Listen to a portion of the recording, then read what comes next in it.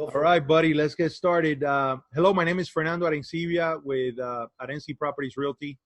I have the great pleasure of having Carlos Gonzalez with us today from Atlantic Building Inspections.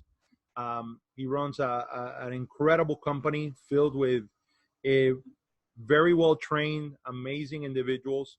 And I'm happy to have him here today to discuss how inspections are still being carried out during this time for properties both residential and commercial, but more importantly to discuss how business owners are adjusting and what his point of view is on this. So Carlos, thank you so much for being a part of this, man. I'm just so excited to have this conversation with you today. Fernando, thank you for having me, man. I really appreciate it, and thanks for all the lies that you just said about me. all true, and I have the evidence to back it up. Okay. So why don't we start there, Carlos? Can you tell us a little bit about yourself, about your company, and the services that you provide? Absolutely. I'll make it brief. I started in the home inspection business back in 1999, back when the dinosaurs were still around. We were taking pictures with the Polaroid camera back when I started and doing handheld reports. So I've been around this industry a very long time, as you know. A little bit about myself: I'm married, 3 kids, a dog. My goal has always been to focus on giving people the very best of me and of our company, and so that's what our focus has been, always on the client, making sure that the buyers get an honest inspection, a detailed inspection. We don't try to exaggerate or try to hurt anybody in the process, but we just try to be fair and give good information. We do a full home inspection, Fernando. As you know, we do residential and commercial. We do both. And we do everything with the word inspection, seawall, septic. We have all of the tools to do any kind of inspection that you guys need done. So that's basically our focus, and that's what we do. I'm a big fan of the company. I'm a big fan of you. And I can say that every single thing you said about how you guys approach the process, how you guys approach the conversations that you have with clients, the conversations that you have with realtors. I think you are really an incredible example for the industry. I wanted to ask you what everybody's asking me. People ask me, are we still open? Are we still doing work? Are we still having closings? So I guess I'll ask it in that way. Are you still doing inspections with all the physical distancing and stay-at-home orders? And how are you adjusting? Has the number of inspections been reduced? Have the types of inspections that you're conducting today different than they were a couple of weeks ago? That's the $1 million question. I get the question asked at least 5-6 times a day via phone and email and so on. So I'm glad we're doing this video because we can give this information out more readily. The fact is that a couple of things about our industry that are unique that you probably already know. We as inspectors are very much in control of what we do. And so from the very beginning, when I was taught to do inspections, I was taught to take control of the inspection process. Why? Because you could have a seller that takes you off on a tangent. You can have a buyer whose expectations are ridiculous. You could have a lot of different things, and taking control of that inspection is the best way to make sure that everybody is getting what they need. So this is something that we've been practicing for many years. It's not something new. What differentiates it now is that we're just taking control of the inspection a little bit different, Fernando. So what we're saying is, look, if the property is vacant, put it on a lockbox. That way we don't have to meet anybody there. We are offering our clients a Zoom meeting, going through the inspection, going through the report. We're offering virtual inspection videos so that we can show them their report and point out what we would normally point out when we're there at the inspection, physically. We're using gloves, we're using, personal protective gear, like everybody else. We have masks. We've always had masks. We've always had gloves. You know very well, Fernando, we've got into, less than desirable properties, and we have to protect ourselves. So this is not something that's very rare to us. We are asking if someone is going to be there to give us access, that it be one person. And once that person gives us access, they can go back to their car and have a cup of coffee and wait. If we are going into a home that's occupied and people are in quarantine or hanging out, like if we were going to your home right now to do an inspection, Fernando, we would tell you, look, when we're on the outside, we want you guys to stay on the inside. We're going to do our thing on the outside. And then when we're ready to go on the inside, we're going to ask that you guys spend a little while outdoors and getting, just hanging out outside like you are right now. Right. I know they kind of threw you out, but you like being outdoors like me. I know, I enjoy being outdoors. Yeah. But just ask the family to step out for a little while, let the inspector do his thing inside, and then we're done. So, I mean, we are in an industry that has a low risk. We're not going into mass, situations with a lot of people and big groups and things like this, and we can control what we're doing. So, yes, the answer is we are doing inspections. We are available. And we have been. We have been doing inspections, not at the same rate, because obviously the demand has gone down, as you know. Right. Yeah. But we are still available. We're still helping real estate agents get to their closings and buyers get to their closings and keep the ball rolling, so to speak, until hopefully we get back to normal soon here. So. Right. I know that you're a big picture guy, as well as taking care of the details. And I know that you guys pride yourself in having very well-trained inspectors and a thorough process from beginning to end. It seems to me in a lot of ways, you as you mentioned, were already positioned for this because you've always embraced technology and you've always embraced having a process or having multiple processes that will allow you to be efficient from beginning to end. So I want to ask you, are you doing anything? Are you shifting the way that you're training people, because we're home or we're at the off, we're quarantined, we're separated physically. Are you working on any new programs that, I know your mind is always working. So I'm wondering if you have, kind of taken a step back and looked, okay, what other ways can I do some of this training? What other ways can I help the business and the people in my business while we have constraints physically and with those connections? So, yeah, that's a great question. We have a quarterly inspector meeting where we physically come together as a team and, we share some stories and education. And so we changed that this last time around and we did it with Zoom, which brought some of our more, I'm going to say, mature inspectors, to not, call them anything else, but brought them kind of into the new way of doing things and technology. Right. So that's one thing. Another thing that we've done is we've reached out to our report writing software company and we're working with them. And they have built a wonderful, this thing is incredible.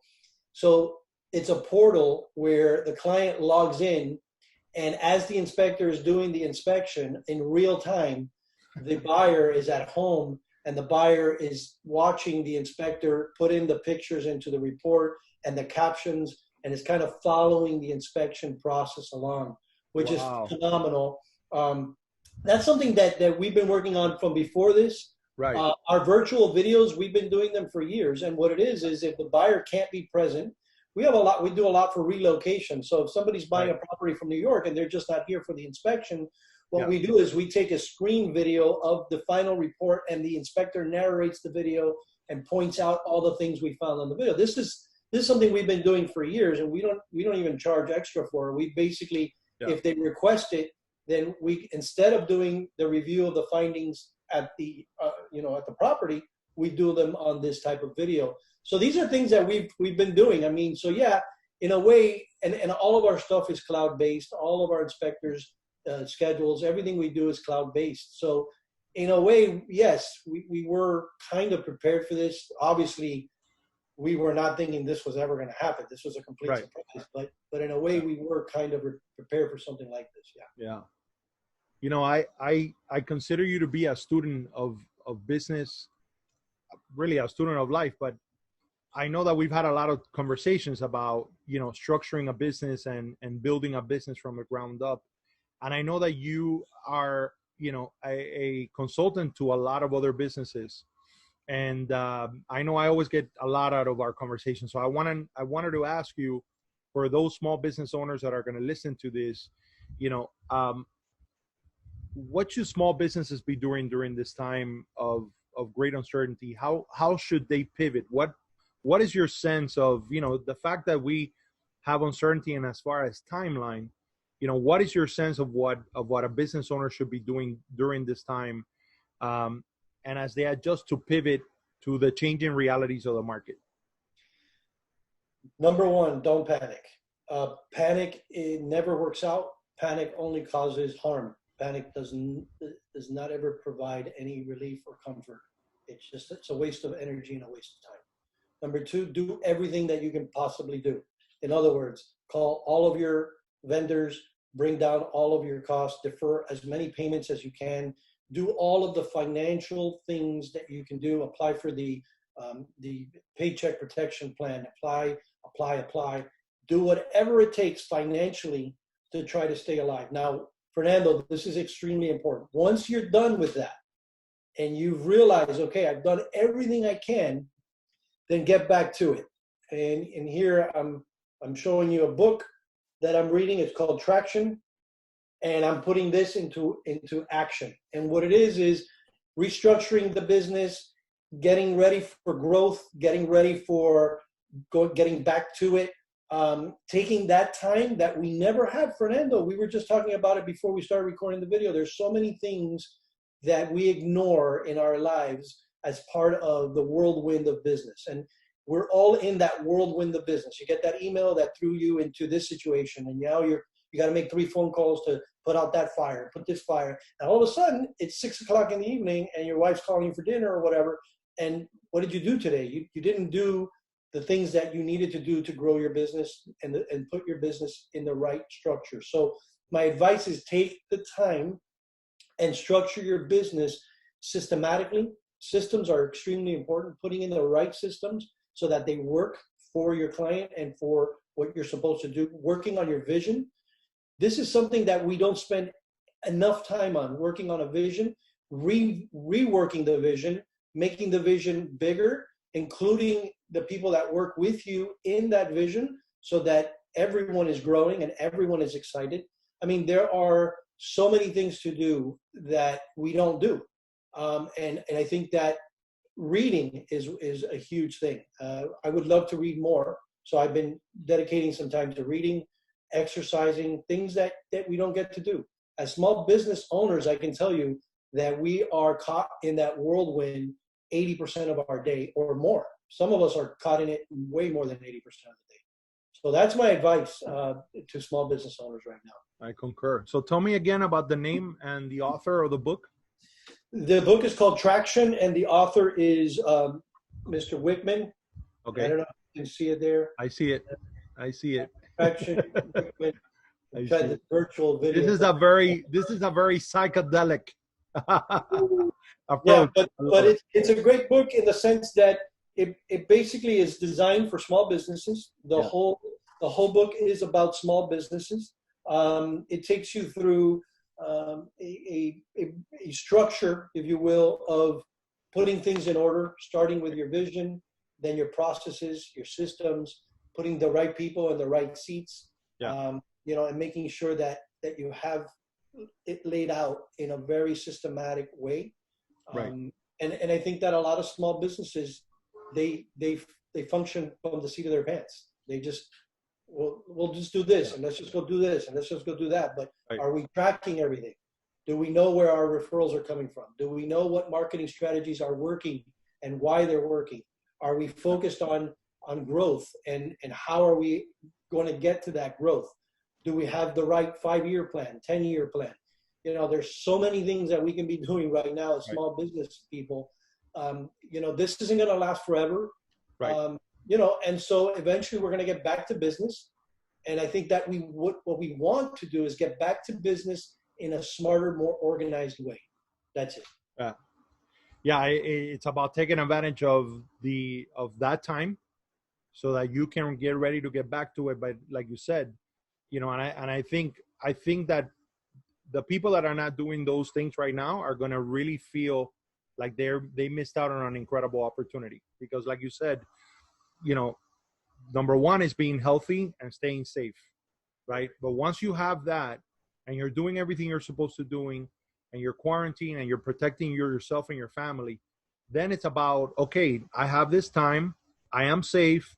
What am I going to do with the time? Because it's such an important commodity. And like you said, soon enough, this will pass and we're going to get back to that whirlwind. And the idea is to adjust so that we don't get lost in that twirl as soon as things get to a Yeah. certain level of normalcy. The other thing is, I'm very calendared as you are, very structured in what I do and how I do it.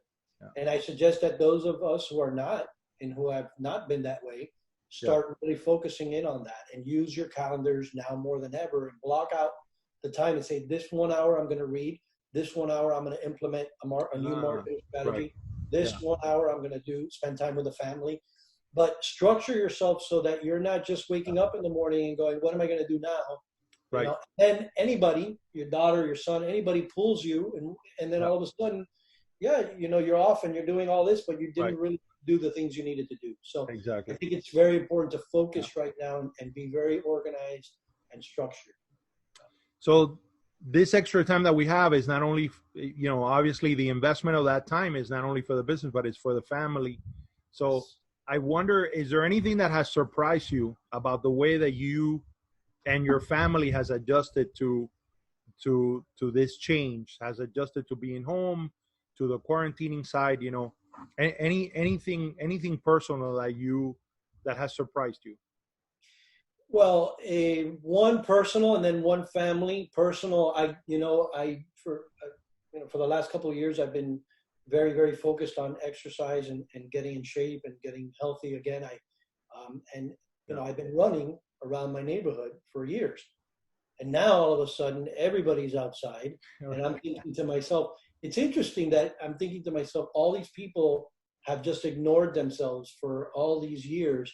And now they're outside and they're doing physical activity. Yeah. On a personal level, it's almost sad to think that, my gosh, we live in such a hectic world and there's no time to go outside and smell the flowers, so to speak, and walk around. And I'm seeing people do that. And that makes me happy, that people are able to do that. What makes me a little bit sad is that when things go back to normal, these people are going to disappear again. And they're going to be back into their thing. And so that's one. And then two, I've been married a long time. And so this didn't really surprise me. But my wife's interpretation of the coronavirus is, let's try to do every single home project that doesn't do. And so, it's been it's been a little bit challenging to I know. To get she's always so busy and now she's got a lot of time. So I know.